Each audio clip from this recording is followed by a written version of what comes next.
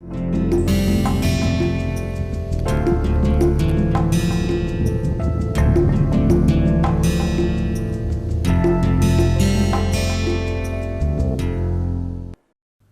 friends, welcome back to the lecture series on applied statistics and econometrics. So, today we are going to discuss the last topic in misspecification error, and we are also going to talk about another problem sometimes which dilutes the results of linear regression analysis. So, before we start, let us have a look at today's agenda items.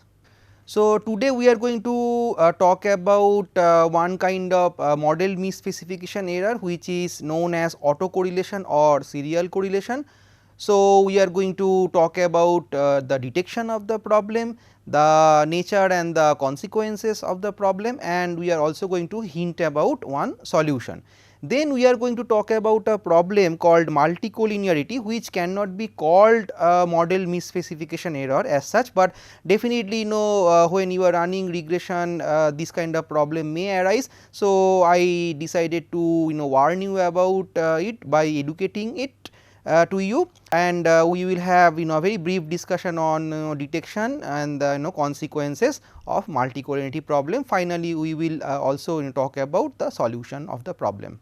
So, if you remember, we have assumed some assumptions for the classical linear regression model, and one of the assumption says that there should not be any serial correlation between the error term. So, that means that if there is a data point say number 5th, and if there is another data point say number 6th or 4th or 42nd, there should not be any correlation between them, or in statistical terms the covariance between these two error terms should be equal to 0. So, that is basically the assumption of no serial correlation. And when we have time series data, then this problem is called autocorrelation. So, now we are going to look at this autocorrelation problem from the time series data's perspective. So, let us start with that old classical linear regression model assumption, which says that covariance between epsilon t and epsilon s is equal to 0, where t is not equal to s. So, of course, t and s are two different time points on the time scale, and in time series what happens, these successive disturbance terms are correlated with each other. So, in time series regression, if we observe that the successive disturbance terms are correlated with each other, then this problem is called autocorrelation. And if I want to talk little bit more about autocorrelation through a formal definition, then we can say that autocorrelation is a feature of time series data that shows the degree of similarity between the values of the same variable over successive time intervals. Okay. So, in this lecture we are going to talk about the most common form of autocorrelation, which is called the first order autocorrelation. So, that means that epsilon t is correlated with epsilon t plus 1 and epsilon t minus 1. Okay. So, the lag between the time periods is considered to be 1. So, as I already explained in sentences, that same thing is represented in bullet number 4. So, here I am restating the same thing. So, by first order autocorrelation we mean that the current value of the error term is a function of the previous value of the error term. So, we can write this particular equation that you are seeing here. So, epsilon t can be represented as a linear equation as rho times its old value epsilon t minus 1 plus this ut. So, here let me define what are the epsilon, of course, we all know. So, that is the error term of the equation that comes from the original classical linear regression model, and then rho is the first order autocorrelation coefficient. Why it is called autocorrelation coefficient? So, it is a special kind of correlation coefficient which is computed on the same variable. For that we observe different values from different time periods. So, that is why it is called autocorrelation. So, if you remember when we had the concept of correlation introduced in the course, we talked about correlation between two distinct variables x and y, but here we are talking about one single variable which is epsilon here, this stochastic disturbance term, and we are interested in the correlation between the past value and the present value of the same variable epsilon. That is why it is called autocorrelation. Now, U is basically now another error term, and that is a classical error term. So, that means that U is following or obeying all the classical linear regression model assumptions that we make on the disturbance term. So, U is not serially correlated or autocorrelated. Okay.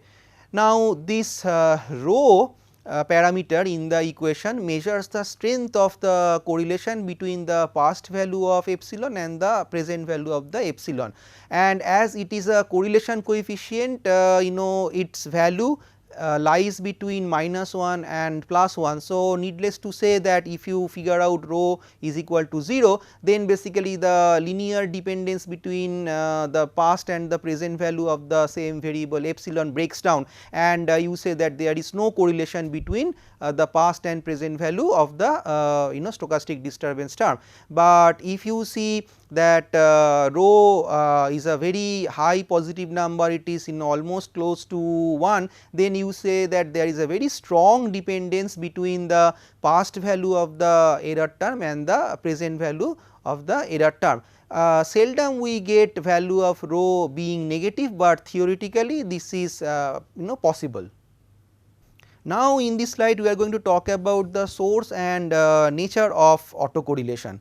So, what could be the sources of autocorrelation? There could be two types of sources. One is omitted variable and the other one is wrong functional form specification. These are all model misspecification issues that we have dealt with before, and you are running a time series regression. So, if you are now missing out on some statistically relevant variable which impacts y, then that component will be part of the error term, and as this particular time series variable is evolving with time, it has a trend in it. So, it will be there in the epsilon, the random error component of your regression model. So, itself it will make the that random error component varying with time, and there will be strong correlation between the past value and the present value of the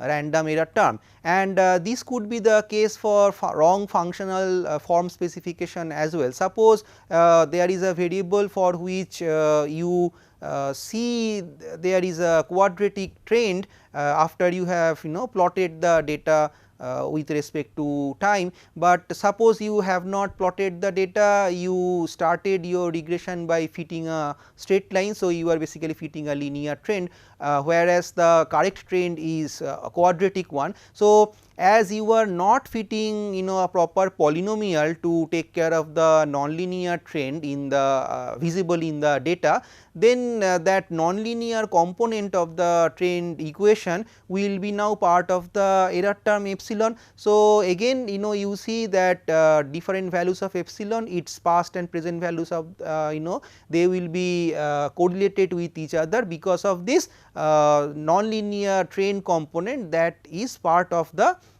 epsilon random error now, because you have wrongly specified your functional form. Okay, now let us talk about this problem of autocorrelation from a simple example. Suppose we have this true model where the true relationship between y and x is a quadratic one. So, you have x t and x t square both in the regression equation, but suppose you have forgotten to include this x t square variable. So, you are estimating a linear version of the model or restricted model which is just a linear equation. So, now this term beta 3 times x t square will be part of the error of your estimated model. So, here the new model that you are estimating is having the stochastic disturbance term Vt. I just want to differentiate between these two random errors because they are not the same, and so expression for Vt is given also. So, you see that it is composed of the original random error coming from the true model, which is epsilon t, and the nonlinear part of the actual relationship between x and y, which is beta 3 times x t square. So, now we are going to talk about the nature of autocorrelation problem.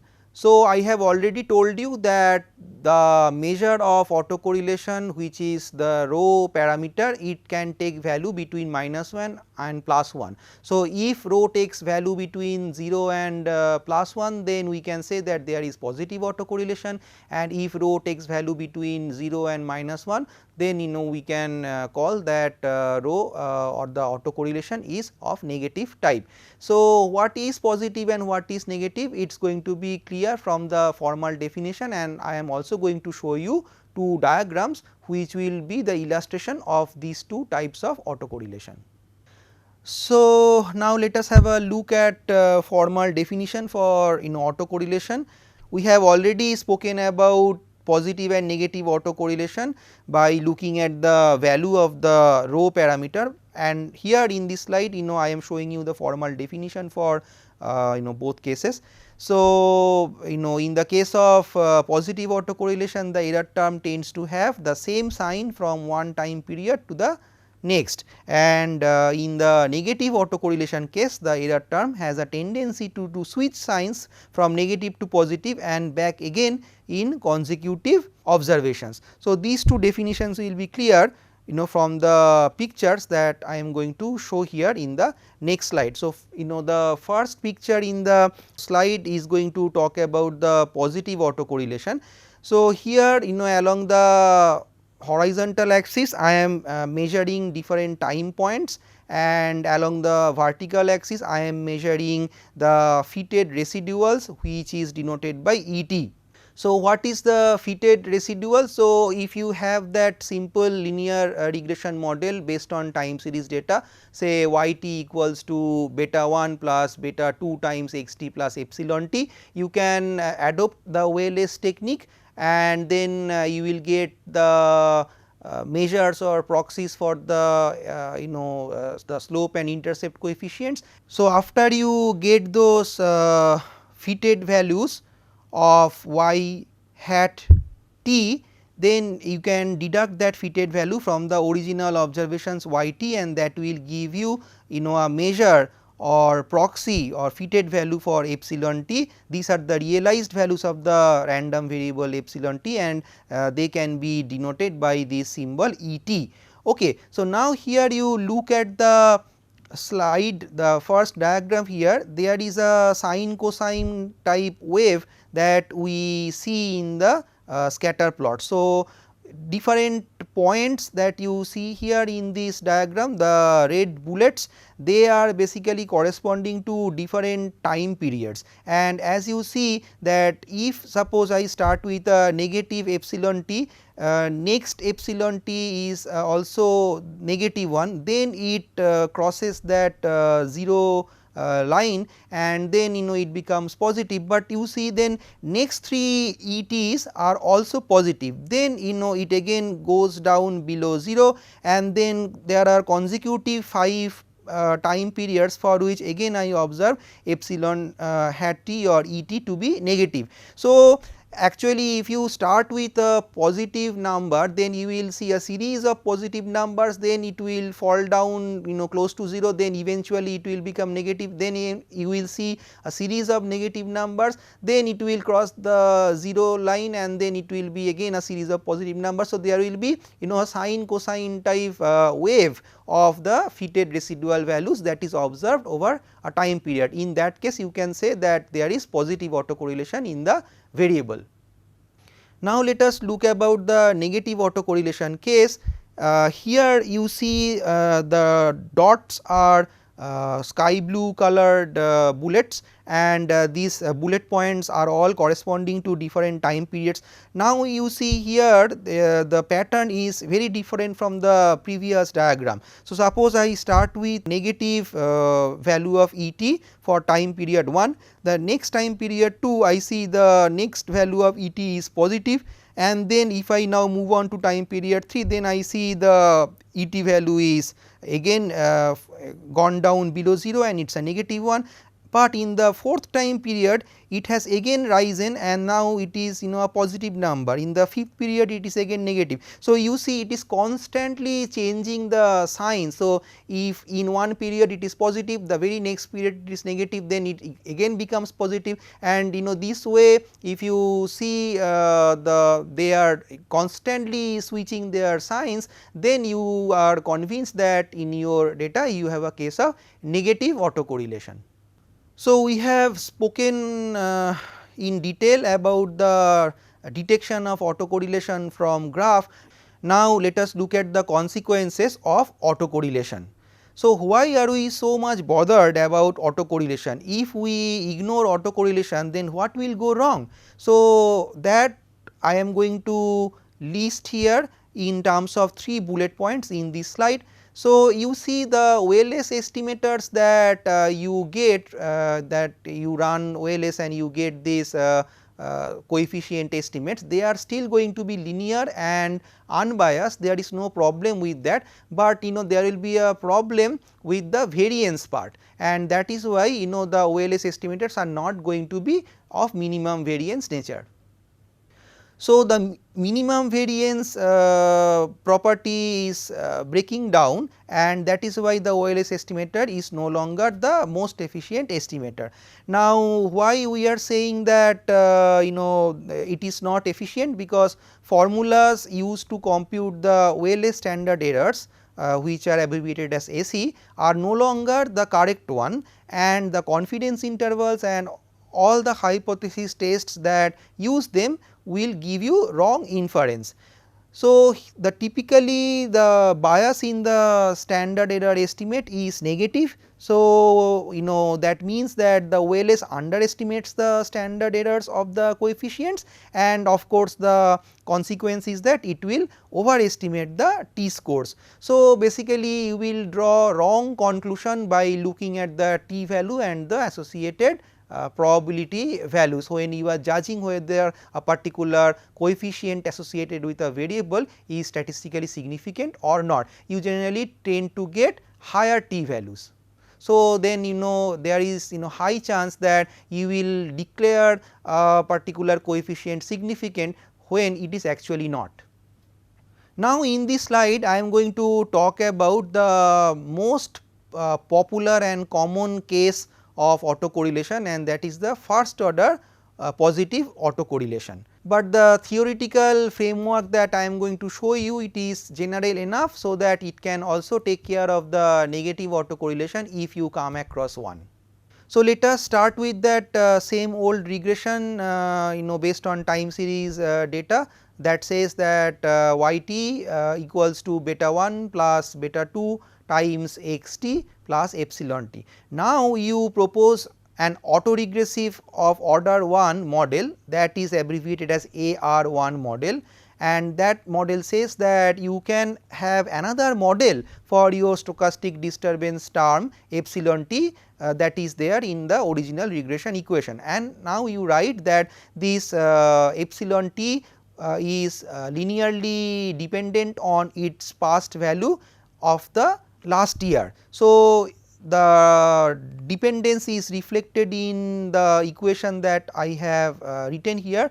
So, here you see that there is no intercept term, but there is this rho which is the autocorrelation coefficient between the past value and the present value of the variable epsilon, and this rho is multiplied with the past value of the stochastic disturbance term which is epsilon t minus 1, and then of course, there will be some stochastic disturbance term u t which is following or obeying the classical linear regression model assumptions. So, here you note that I am still not imposing any sign restriction on rho. So, rho can take any value between minus 1 and plus 1.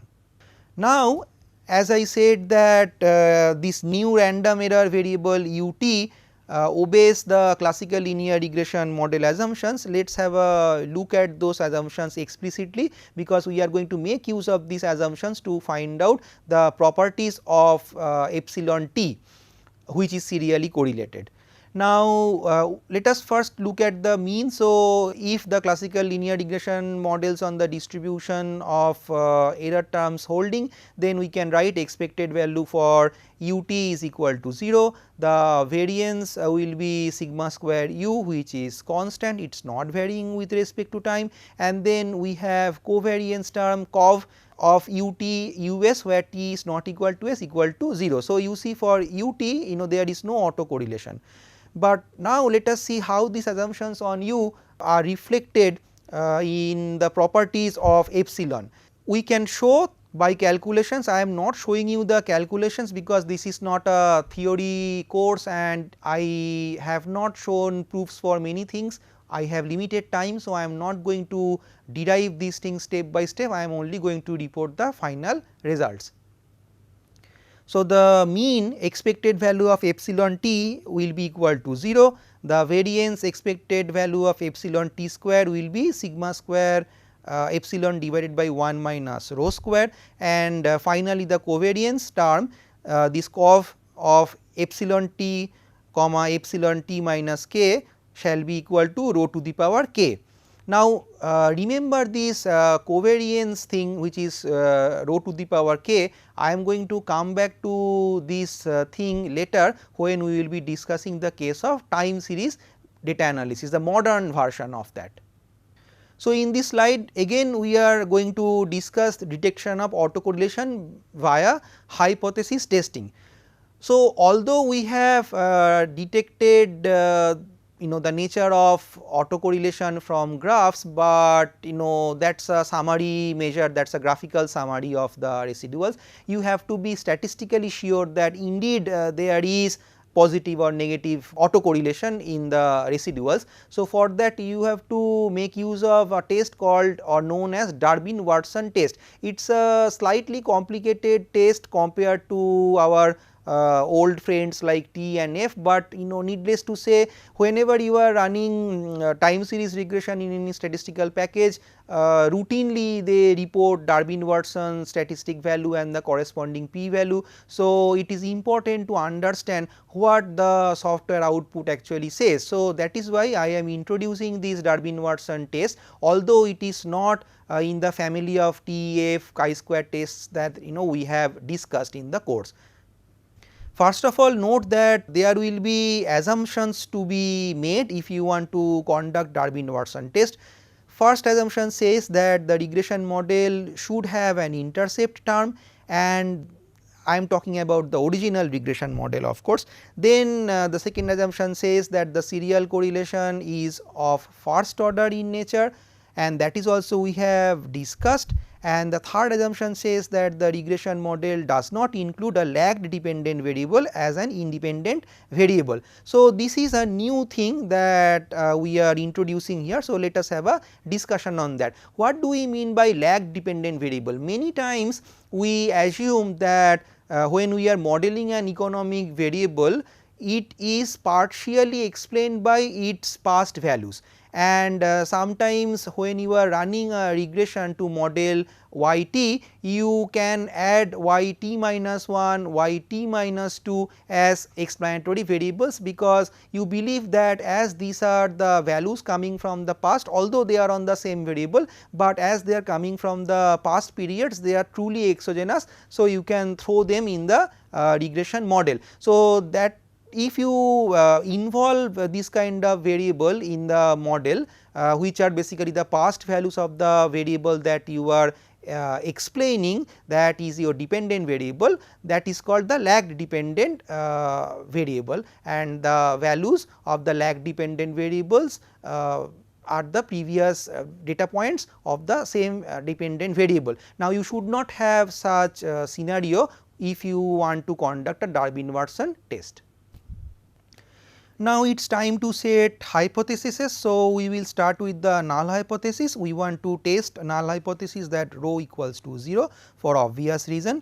We want to be sure whether there is autocorrelation or not. Autocorrelation, if it is there, then it is going to be either negative or positive, but it will certainly not be 0. So, null will be set at rho equals to 0, and the alternative, as you say, I am showing anything can happen, it could be positive, it could be negative. So, that is why we can write rho not equal to 0. So, actually we are proposing a two sided test.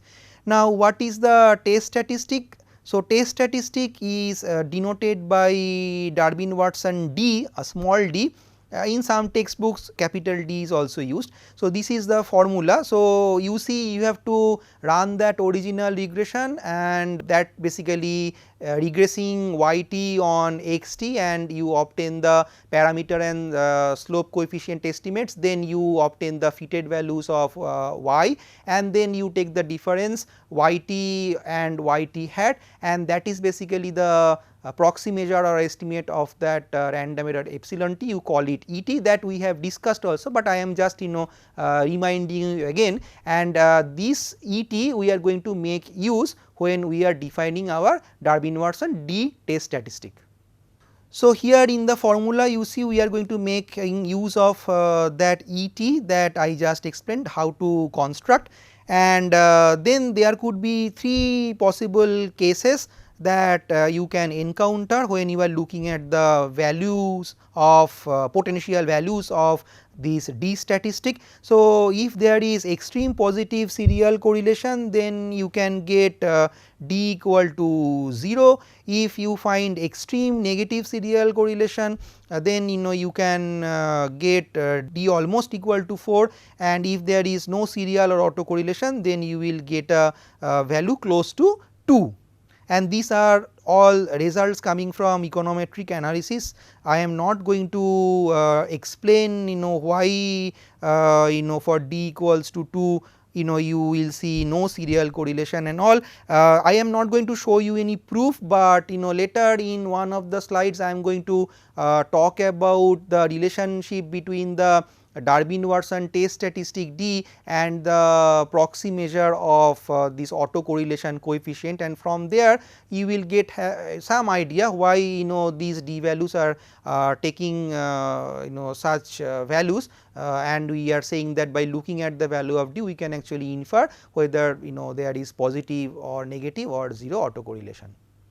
Now, in this slide we are going to continue with that Durbin-Watson test. So, we are going to talk about two different cases here, and case 1 says that we are going to test for positive serial or autocorrelation, and then you set up your null hypothesis saying that well rho could be negative or 0, and alternative HA you can say that rho is positive, and then you translate this hypothesis in terms of the decision rules, so that you can decide whether to go with the null hypothesis or the alternative hypothesis. So, you reject null hypothesis if you observe that your calculated value of D is less than the tabulated value DL. So, there is a Durbin-Watson test statistic table, and from there you can read the critical values. So, if the D value is less than DL, then you reject your null hypothesis, and you do not reject null hypothesis if you observe your D is greater than DU, but if the calculated value lies between DL and DU, then the test result is inconclusive.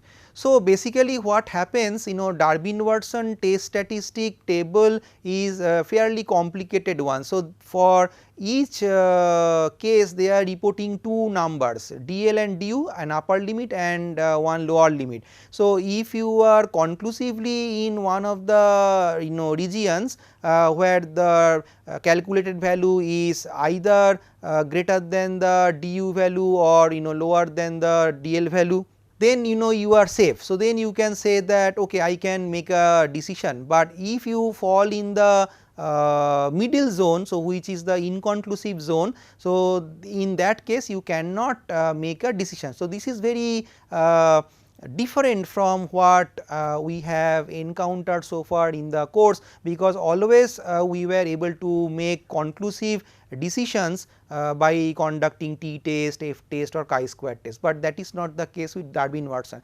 So, I do not want to spend more time on Durbin-Watson, because this is very common test in econometrics, but it is not very straightforward to understand. So, I skip by showing this slide once more to you and talking about the second case, but I am also going to tell you that you do not worry about these critical values and so much. There is an easier way out to read the software output and take a call whether you will go with null hypothesis or you will not go with the null hypothesis. So, now let us look at case 2, which says that I am going to go for a two-tailed test. So, although I am saying that my null hypothesis is of no autocorrelation or no serial correlation, but my alternative hypothesis says that there could be either positive or negative serial correlation. And again I am showing you the value ranges for the rejection rule. And let us now move on to the second slide, where I am going to talk about a simpler way to handle the Durbin-Watson test, because this is very difficult to remember. Okay, so in this slide I am going to continue the discussion on the Durbin-Watson test. So, here I am now going to show you a relationship between the Durbin-Watson test statistic and that proxy for autocorrelation coefficient. So, if you can get an estimate for the unknown parameter value rho, suppose we call it small r, then it can be written that there is a linear relationship between d and r, and an equation is shown here. So, small d equals to 2 times 1 minus r. Now, you see from this particular relationship between Durbin-Watson d and proxy measure for autocorrelation coefficient, we can actually figure out different values of d statistic for different cases of autocorrelation. So, let us now first look at the case of 0 autocorrelation. So, if there is 0 autocorrelation, we expect the r will take on the value 0. So, if you plug 0 in that equation, you are going to get 2, and if you plug the value of r equals to 1, that means that there is perfect positive autocorrelation, then you are going to get a d value of 0. So, by looking at the calculated d statistic, you can actually infer what is there in the data. So, if you get a value of d equal to 2, then you know, or if you get a value very close to 2, then you know that there is no autocorrelation that exists in the residual. So, your time series regression is autocorrelation free, and if you find d very close to 0, a very small number, then you can be sure of the fact that there is very strong positive autocorrelation, and in fact it could lead to a value of autocorrelation coefficient equals to 1. Now, we are going to talk about an easier way to handle Durbin-Watson. Now, Durbin-Watson is a very important test, and it is routinely done by all statistical software when you are running a time series regression. So, those softwares are reporting the p value for the test statistic, and you forget about those critical values like du, dl, because it is difficult to remember, and not only it is difficult to remember, the Durbin-Watson table is also very limited. So, if you consult an econometrics textbook, you are not going to get all possible cases of dl, du values. So, if you get a case which is relevant for your statistical investigation, you may not get a particular combination of dl and du, and then take a decision. So, the best way to get around this dl du issue is by looking at the p value, and then we all know how you are going to make a decision. So, that we have learnt in the case of hypothesis testing, and we have applied the same rule for t test, chi-square test, f test, everything that we have done. So, it is not new. So, we are going to reject the null hypothesis if you observe a p value which is less than the chosen level of significance alpha. Okay, so suppose your Durbin-Watson and the graph tells you that there is autocorrelation. What will you do? So, will you not run any regression involving time series data? Absolutely not. You know, there are some solutions if you come across this autocorrelation problem, and we are going to talk about one type of solution because we do not have time. I have only one lecture devoted to this particular problem. So, I will not cover the other solution that one can use, but here the solution I am going to show you is a very popular one, and it is called generalized least squares method. So, you start with the original regression model, and that is y t equals to beta 1 plus beta 2 times x t plus epsilon t. Now, you rewrite the original model by using that assumption that we made, that AR1 assumption. So, that says that the random error term epsilon t that is there in the regression model, that follows an AR1 process. So, we plug that expression for or in place of epsilon t, and we get this rewritten original model. Okay. Now, you lag the original model by one period. So, by lagging means that we have to go to the past. So, you see the t subscript is now changed to t minus 1 as we are going one period back in the past. So, similarly, we have to make that adjustment for the variables, but not for the coefficients. So, you see x t becomes x t minus 1 and epsilon t will become epsilon t minus 1. Now, you get an expression for the lagged error term epsilon t minus 1, and that is simple. You have to just switch expressions from one side to the other. Now, you plug this lagged error epsilon term that you obtained in fourth bullet point, you take that expression and place that in the expression or equation that you see in the second bullet point. So, basically you see after rho there is epsilon t minus 1 and epsilon t minus 1 is not known to us. So, we are finding a proxy for epsilon t minus 1 and we are replacing epsilon t minus 1 by that proxy expression. So, now you rewrite the original model and it becomes somewhat complicated looking. So, now you see y t equals to beta 1 plus beta 2 times x t plus rho times y t minus 1 minus beta 1 minus beta 2 times x t minus 1, and then finally you have this new random error which is u t, which obeys the classical linear regression model assumptions. Okay.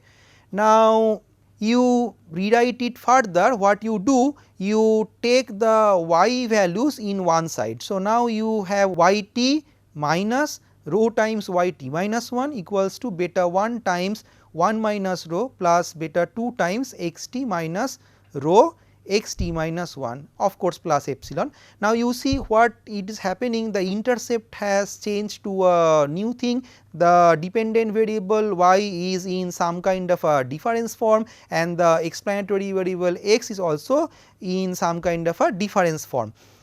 So, now if we want to run OLS with this data, can we do it? Although we have done all this algebra, but still we cannot apply OLS on this particular equation. There are two different reasons why we cannot do OLS here. So, one is the observation is used up. The first one is a petty problem. So, you lose out on one observation, that is eaten up in creating the transformed or lagged variables, leaving only t minus 1 observations to run your OLS model, but it is a petty problem. If you have say 40 years of data or 40 months of data, then you have a large enough sample, because the sample size is greater than 30, and you can sacrifice one observation and then conduct OLS, that is not a big problem. But well, it is a big problem when you have only 10-12 years of data, because then losing out on one observation means that you are sacrificing a lot of information from the data. But the more serious problem is that the value of rho is not known, because rho is an unknown population parameter, right. We do not have much idea about rho. So, without knowing the value of rho, how can I calculate these variables, these transformed variables like yt minus rho times yt minus 1 and xt minus rho times xt minus 1. So, we have to get a proxy measure for rho, and there are ways to get proxy measure for rho, and we are going to discuss one such measure. So, we have to go back to that original model, and you have to run the linear regression via OLS method. You have to generate the residuals, and these residuals are Et. So, these are yt minus y hat t. Okay.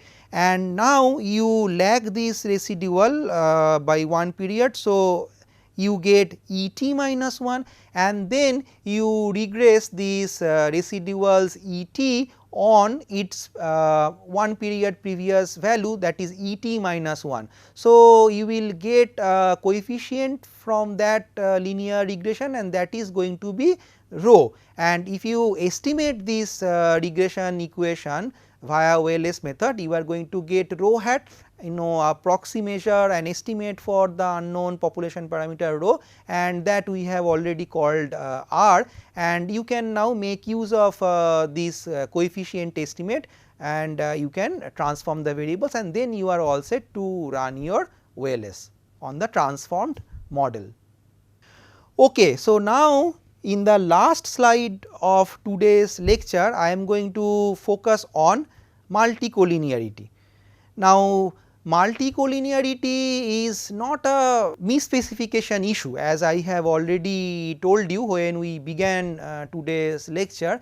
It is basically a data issue. So, sometimes you may have a regression model specified where you have some explanatory variables which are related to each other. In socio-economic context, many explanatory variables are somewhat related to each other, but the problem is that the mild relationship is okay, but if the relationship is very strong and if you keep both, then that becomes a problem, and that actually leads to the multicollinearity problem.